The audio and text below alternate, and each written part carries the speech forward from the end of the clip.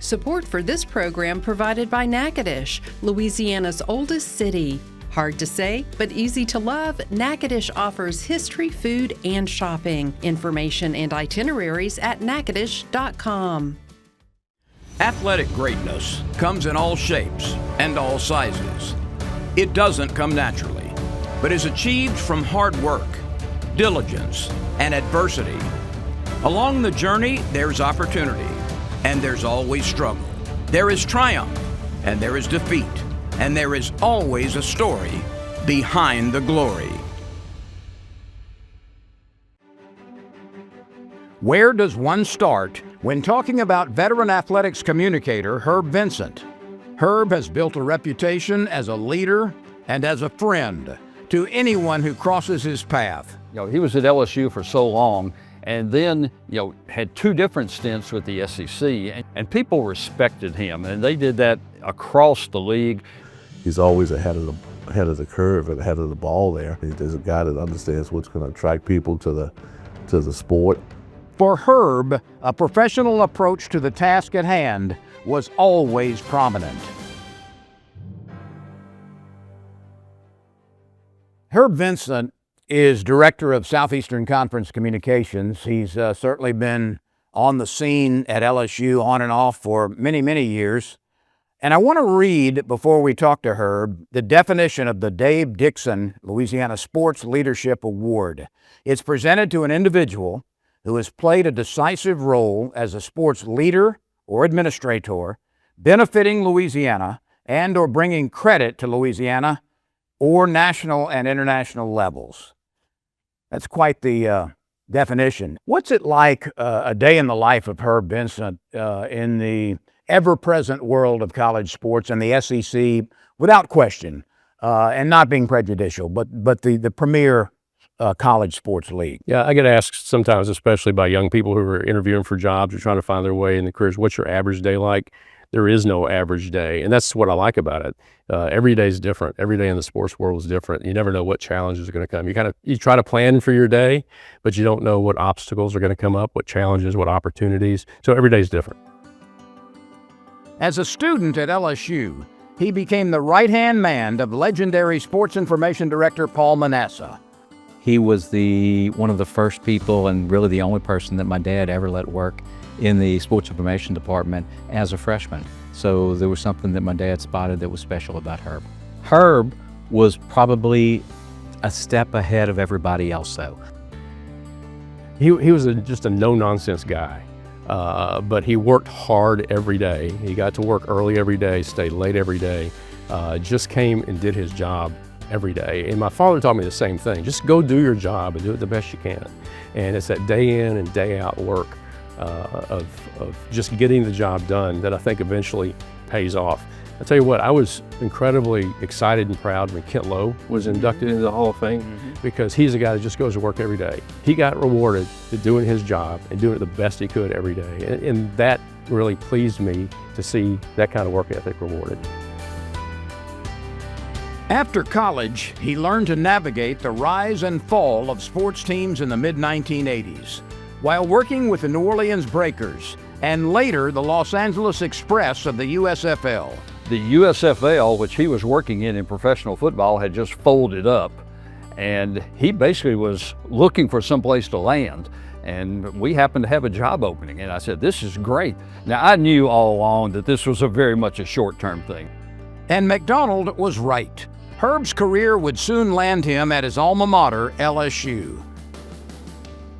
He knew we could be successful here. He knew what the message to put out there, what our brand needed to be, how LSU needed to look. Herb Vincent was one of the best guys I've ever hired. My lucky. What a guy. He was so good at everything. He did things for the university, and he did things for the athletic department. He did things for me personally. In 2013, the league office came calling. He currently serves as Associate Commissioner of Communications for the SEC. You know, your career has taken you to LSU a couple of times in some very responsible roles. Assistant Sports Information Director at ULL, USFL Communications on a couple of levels in Los Angeles and New Orleans. You've helped with a regional sports television network in your career. Did all of those blend to bring you where you are now in terms of job knowledge, or was there one specific that was a little more emphasis than the others? They all came together, but I always tell people that the biggest professional development time of my life was the 2 years I spent in the Southeastern Conference office in the 1980s. It was 1986, 87, I believe. We only had 10 teams there. But I was young, I was still learning the business, and I was able to see what every school did well. And then eventually when I went to LSU, I took those things. I was able to see what Bud Ford did well at Tennessee, what Claude Felton did well at Georgia. I looked around the league and I learned from those people. I tried to be a sponge and try to act like I didn't know everything and try to learn from them. And even after I got to LSU, I developed relationships within that time of the SEC where I was able to call those people and get help and get advice. And so those 2 years, probably more than any, were the ones that really helped me propel my career. You know, let me go back to the SEC in the early days. I mean, you worked under Mike Slive, right? No, I actually worked under Harvey Schiller. Okay. And then the first time I went was under Harvey Schiller. When I returned to the SEC, it was Mike Slive. right, and now, of course, Greg Sankey. Correct. How do you compare those three? They're all innovative in their own ways. You know, Greg, they were always thinking one step ahead. All three of them.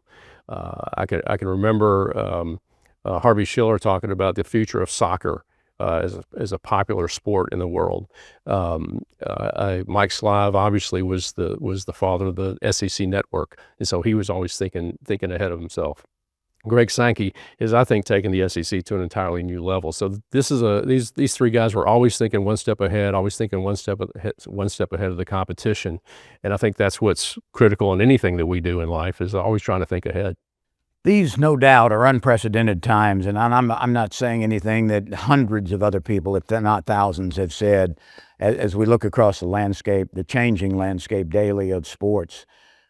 What challenge does that bring to you as a communicator for the SEC and also the league? How does the league look at that? What are its goals? What are its responsibilities under this new set of laws? Yeah, I think the challenge as a communicator in today's world is that when you're trying to think ahead, when you're trying to anticipate problems, you look back on your experiences.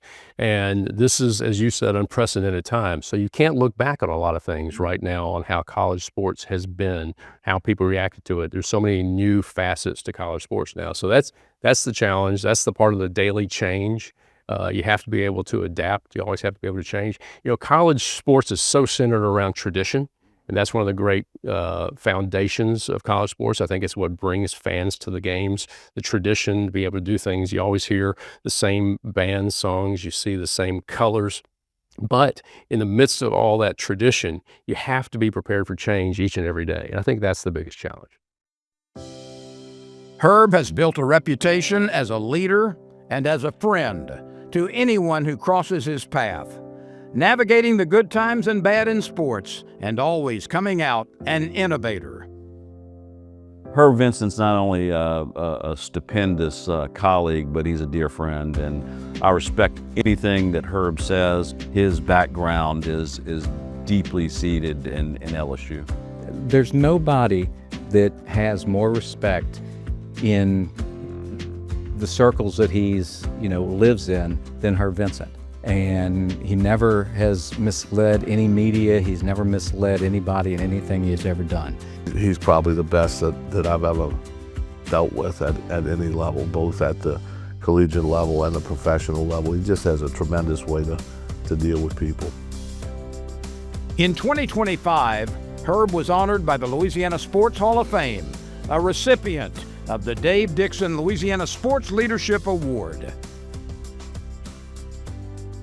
Would this be a fair statement, and we've known each other a long time, and I've observed your work that I've admired for decades, but would it be a fair statement that Herb Vincent, in a group of people, is first a listener and then a reactor?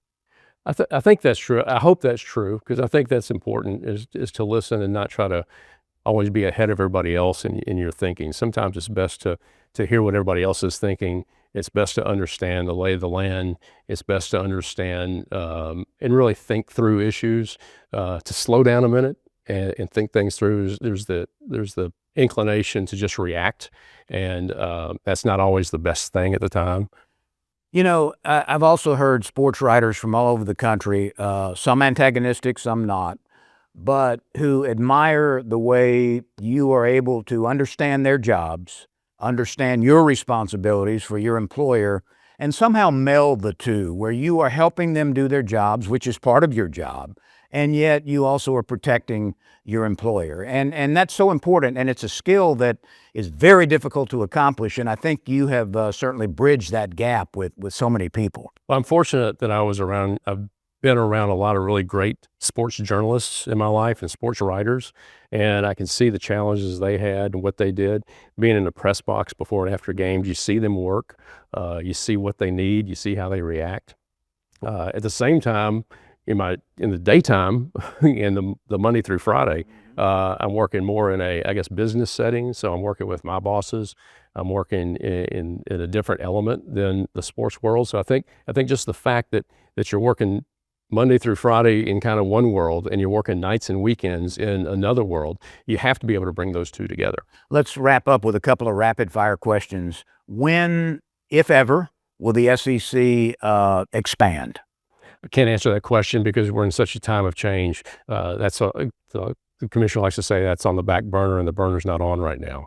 And so that's not something that we're looking at. Okay. And will there be, in the relatively near future, a change in the format of the college football playoffs? I think that's for discussion right now. You know, it could be 12, could be 14, could be 16. The format right now is 12. We've only had 1 year of it. I think there's a lot of facets that go into, do you go to 14? Do you go to 16? They talk about how many conference games the SEC's playing against other conferences. So there's so many things that have to fall into place, and they will. We'll get there, and it's going to be great. And every year when we get to December, people could forget about all the discussion about how we got there, and they go to the games and they enjoy college football. So we'll be okay.